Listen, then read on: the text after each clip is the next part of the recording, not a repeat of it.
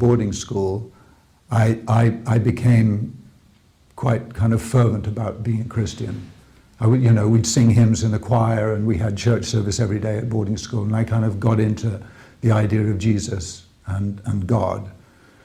And I guess that sort of lasted until puberty, really, when other interests took over. And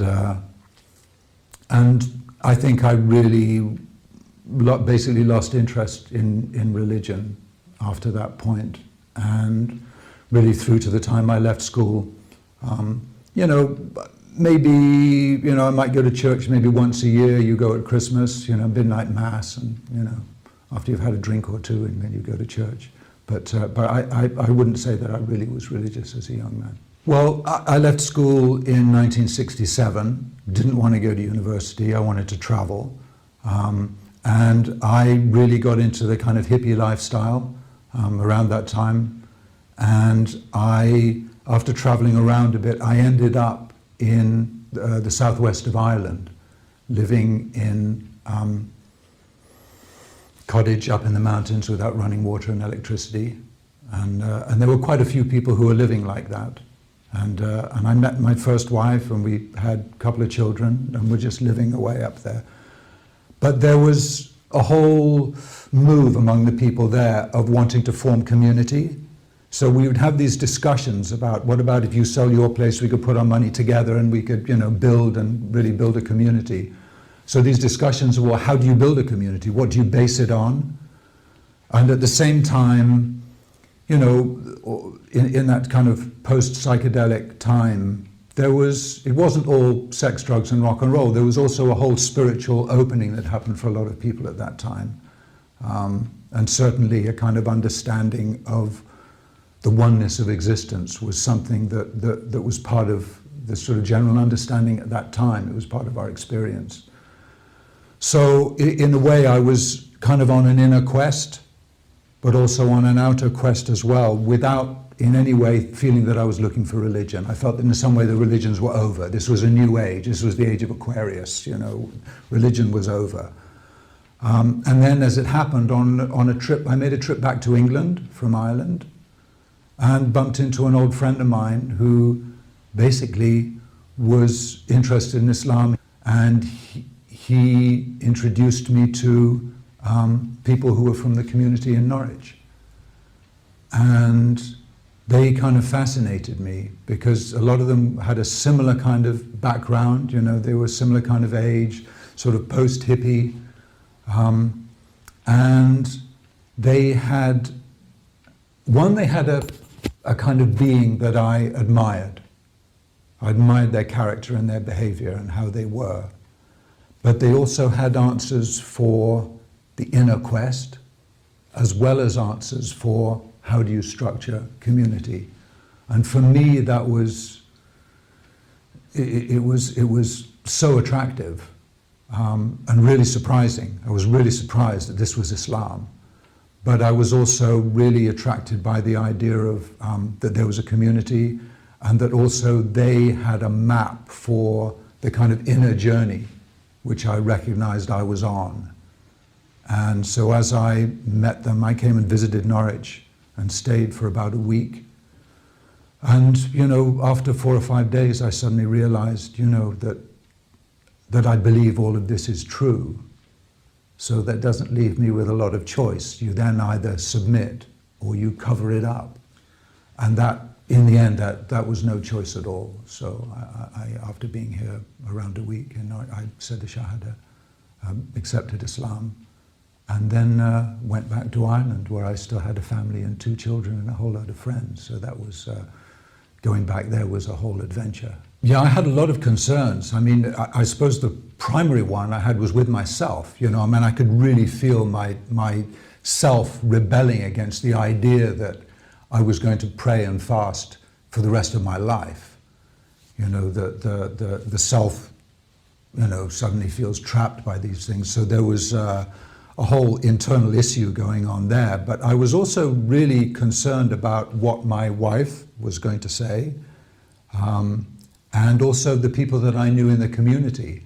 I was this cool guy in this cool community, and we weren't particularly religious. You know, we were, you know, hippies living up in the mountains and doing all of that back to nature thing. And so I realized that I was going to have a lot of explaining to do, because I didn't ask anybody, didn't speak to anybody. My wife wasn't there, she was back in Ireland. You know, we didn't have telephones back then. So, you know, I just went ahead with it. But I had a pretty good idea that it was going to be a kind of a bumpy road in terms of explaining what had happened. And yeah, it did turn out to be kind of a bumpy road, actually. That the early part after first accepting Islam was, things got a bit rocky at home. Until there was a certain point where, after my third child was born, I actually left. I thought, I can't do this anymore. It became unbearable for me, because I needed the company of Muslims. I was just living up a mountain in Ireland. I had no company. So I was doing the prayer, and, you know, Ramadan came round. I tried to fast Ramadan on my own. And it was hard. I mean, I'd kept it up. It wasn't that I doubted Islam. On the contrary, I doubted the way that I was living, and saw this was no longer compatible with things that were suddenly had now become critically important for me in my life. And so I left. I said, you know, the house, the kids, the thing, you know, I can't do this. And fortunately, after a few weeks, my wife showed up with all the children. And after maybe a year and a half of being, you know, steadfastly opposed to Islam or anything to do with it, you know, after a couple of days here, she met some of the women and just did a 180-degree turn and accepted Islam and stayed with it until she passed away. And children were all brought up as Muslim. And so that had a bumpy beginning, but a very happy end in that sense. Transformation began even before I said the Shahada, because I was keeping company with people who were converts, some of them recently converted. And so I was kind of already starting to get soaked in this energy of self-transformation, which was a subject I was interested in any case. And when I said the Shahada, when I made the Shahada, it was such an overwhelming sense of relief that was quite unexpected. I mean, I must have wept for, it felt like an hour. I mean, there was such a kind of incredible sense of relief. But the changes that took place in me were quite profound. I mean, the first one that you really notice is to do with cleanliness and hygiene, because you start to wash in the toilet, you're doing wudu, and being aware of those things, of the cleansing before prayer, and I'm realizing, oh my gosh, this takes care of a whole load of hygiene issues, and also in terms of I think my own personal habits. I found that Ramadan changed my attitude towards food quite dramatically. That a lot of the times when I thought that I was hungry, I was maybe just wanting to eat. I wasn't hungry, so eating became a sort of habit, something you do when you're not sure what else to do, or eating out of anxiety and things like that. Whereas